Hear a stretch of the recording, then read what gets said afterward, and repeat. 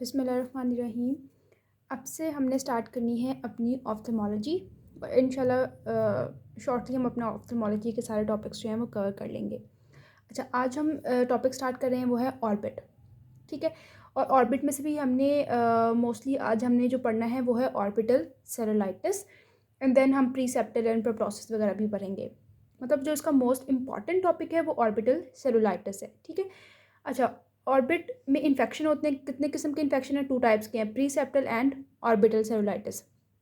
तो जो pre septal होता है ना, एक होता है ऑर्बिटल सेप्टम। अगर ऑर्बिटल सेप्टम के एंटीरियरली कोई इन्फेक्शन हो रहा है तो वो प्री सेप्टल है। अगर ऑर्बिटल सेप्टम के पोस्टीरियरली होगा तो वो ऑर्बिटल सेलुलाइटिस है। ये चीज़ याद रखनी है। ठीक है, what is orbital cellulitis? It is an acute infection of orbital soft tissues. Cellulitis है ना, तो आपके पास एक एक्यूट इन्फेक्शन है ऑर्बिटल सॉफ्ट टिश्यूज़ का posterior to the orbital septum. दोनों में यही चीज़ें हैं।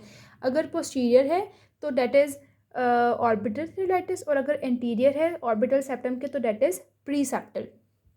क्या कॉजेज हैं, क्यों हो सकता है ऑर्बिटल सेलुलाइटिस? ये एक बैक्टीरियल इन्फेक्शन है।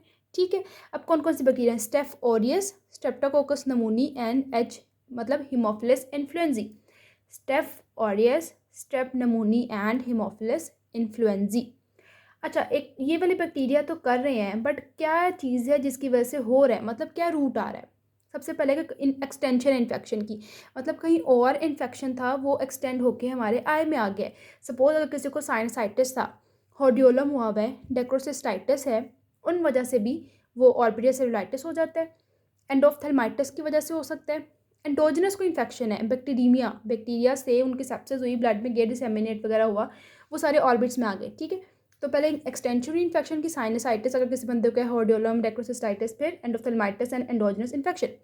And post surgical and post traumatic surgery हुई है जी, रेटिना की हुई है, कोलेक्ट्रिमल सिस्टम की हुई है, या आपको ब्लड फ्रैक्चर्स हो गए हैं, उसकी वजह से आपको ऑर्बिटल सेलुलाइटिस हो जाता है। ठीक है, क्या क्लिनिकल सिम्टम्स इसके पेशेंट के किसका जो है? अच्छा, ऑर्बिटल सेलुलाइटिस बिकॉज ये बैक्टीरियल इन्फेक्शन है तो इसमें पेशेंट फीवर के साथ मस्ट आएगा। तो जब भी आपको सिनेरियो आएगा उसमें फीवर की हिस्ट्री, मलेज की हिस्ट्री मस्ट दी जो है ना दी हुई होगी।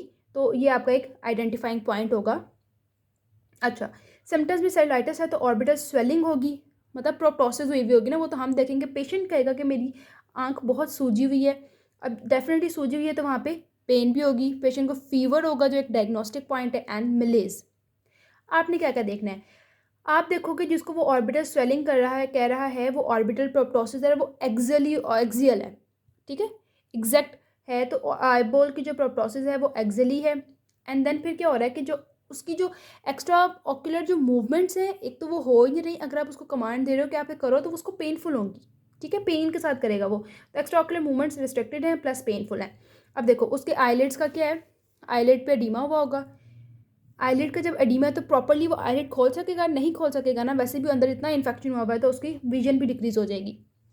अभी मैंने बात की it is posterior to the orbital septum, तो उससे याद रखो पोस्टीरियरली क्या रेटिना भरा हुआ है, तो क्या होगा, रेटिना की वेजल्स बहुत ज़्यादा कंजेस्टेड हो जाएंगी और डिस्क का एडीमा हुआ होगा।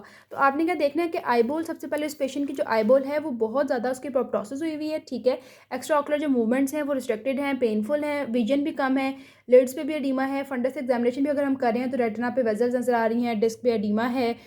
ठीक है, और पेशेंट को बुखार भी है, मलेज भी है, तो इट इज़ जो है ना ऑर्बिटल सेलुलाइटिस। अगर अब हम देखें कि इन पेशेंट की अब आपने इन्वेस्टिगेशंस भी कुछ करनी होती हैं, इन्वेस्टिगेशंस करने से हमें पता चलता है पेशेंट को असल मसला क्या है।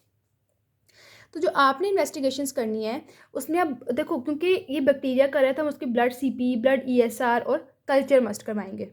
ठीक है, बैक्टीरियोलॉजिकली रिलेटेड जो इन्वेस्टिगेशंस हैं, blood CP, blood ESR and culture.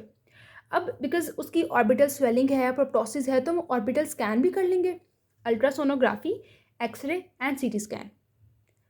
Ultrasonography, x-ray, CT scan. अब इसकी क्या कॉम्प्लिकेशंस हो सकती हैं? सेलुलाइटिस था, उससे एब्सेस बन सकती है ऑर्बिट में भी एंड ब्रेन में भी। ऑर्बिटल एब्सेस की ब्रेन की कॉम्प्लिकेशंस बहुत ज़्यादा है। देखो, ब्रेन में एब्सेस भी हो सकती है, मेनिंजाइटिस भी हो सकता है एंड कैवर्नस साइनस थ्रोम्बोसिस भी हो सकती है। तो ऑर्बिटल एब्सेस है, ब्रेन एब्सेस है, meningitis, cavernous sinus, thrombosis and cranial nerve palsies. Cranial nerve भी ब्रेन से ओरिजिनेट कर रही हैं। तो एक तो ऑर्बिटल एब्सेस है, फिर ब्रेन का एब्सेस है, मेनिंजाइटिस है, केवर्नस साइनस, थ्रोम्बोसिस है, देन पैल्सीज है। ये ब्लाइंडनेस भी कर सकते हैं, इवन डेथ भी हो सकती है पेशेंट की इससे। सही है। अब इसका ट्रीटमेंट दो किस्म का होता है, मेडिकल एंड सर्जिकल।